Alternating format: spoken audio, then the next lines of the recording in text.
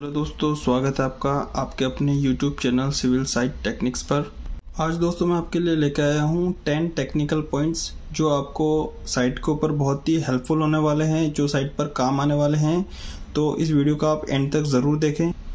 तो दोस्तों इसमें मैं 5 पॉइंट लेकर आया हूँ स्टील से रिलेटेड और 5 पॉइंट्स लेकर आया हूँ कंक्रीट से रिलेटेड। ठीक है, अगर ये वीडियो आपको अच्छा लगे तो मेरे वीडियो को शेयर कीजिए और लाइक कीजिए, और कुछ डाउट हो तो इसके नीचे आप कमेंट कर सकते हैं। सबसे पहला हमारा पॉइंट है वेट ऑफ स्टील बार्स पर रनिंग मीटर। ठीक है, कि जो हमारा जो स्टील बार होता है साइट के ऊपर आपने देखा होगा कि उसका वेट हम कैसे निकालते हैं, उसके लिए एक फॉर्मूला होता है वेट ऑफ स्टील निकालने का।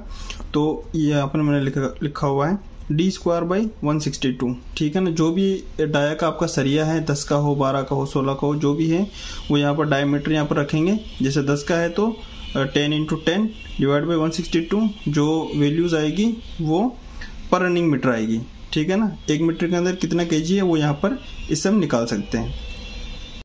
दूसरा क्वेश्चन है दोस्तों हमारा कि स्टैंडर्ड लेंथ ऑफ MS बार, जो हमारा बार होता है वो लंबाई के अंदर कितना होता है। तो यहाँ पर देखिए मैंने लिखा हुआ है 12 मीटर। मीटर के अंदर आप देखोगे तो 12 मीटर होता है, फिट में आप देखोगे तो 40 फीट का हमारा एक बार होता है। तीसरा क्वेश्चन दोस्तों हमारा बाइंडिंग वायर रिक्वायर्ड, यानी 1 टन सरिया बांधने में हमारे को कितना बाइंडिंग वायर लगता है। इसकी नॉलेज दोस्तों ज़रूर होनी चाहिए, क्योंकि हमारे को ये साइट पे ज़रूरत पड़ती रहती है इन चीज़ों की। ठीक है, तो जैसे बाइंडिंग वायर है हमारे 1 टन के अंदर कितना लगेगा, तो ये वेरी करता है जो सरिया होता है हमारा उसके डाया के ऊपर। ठीक है, तो ये 7 से 13 kg के बीच में हम ले सकते हैं। 7 से 13 kg 1 टन को बांधने में लगेगा।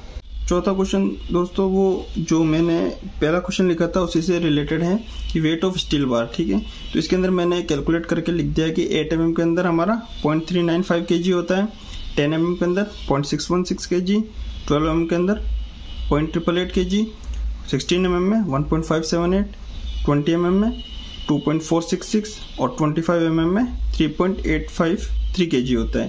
ये 1 मीटर के अंदर केजी के अंदर सरिया आता है। ठीक है, पांचवा क्वेश्चन दोस्तों आपने जरूर देखा होगा कि TMT लिखा होता है कि TMT का मतलब क्या होता है। तो इसका मतलब होता है थर्मो मैकेनिकली ट्रीटेड बार्स।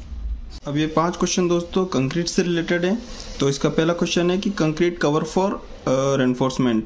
ठीक है ना, जो हम कवर ब्लॉक प्रोवाइड करते हैं वो कितने MM का किस किस जगह पर यूज़ करते हैं। तो मैंने लिखा हुआ जैसे आप पढ़ सकते हैं, फुटिंग के अंदर हम 50 mm का लेते हैं यूज़ में, कॉलम के अंदर 40 mm, बीम में 25 mm, स्लैब में 20 mm और पेडेस्टल के अंदर हम 50 mm का यूज़ लेते हैं। और रिटेनिंग वॉल वगैरह RCC वॉल हो वहाँ पर हम 25 mm का यूज़ लेते हैं, या फिर आपको ड्राइंग में दिया होता है कि कितना यूज़ लेना है। दूसरा क्वेश्चन है दोस्तों डेंसिटी ऑफ PCC या डेंसिटी ऑफ RCC। तो PCC की जो डेंसिटी होती है वो 2400 kg पर क्यूबिक मीटर होता है। ठीक है, और RCC क्योंकि इसके अंदर सरिया होता है तो हम इसमें थोड़ा एक्स्ट्रा लेते हैं, तो ये 2500 kg पर क्यूबिक मीटर होता है।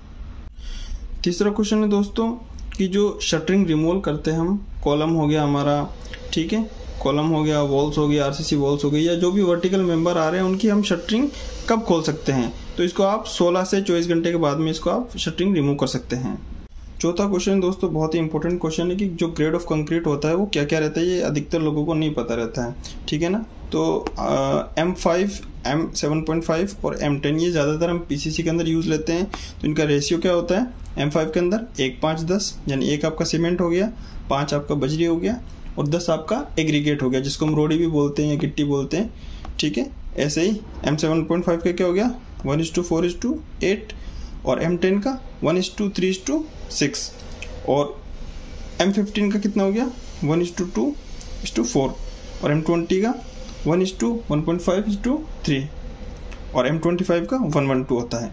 जो M30 या M30 से जो ऊपर के होते हैं दोस्तों वो ग्रेड डिज़ाइन मिक्स के अंदर आते हैं।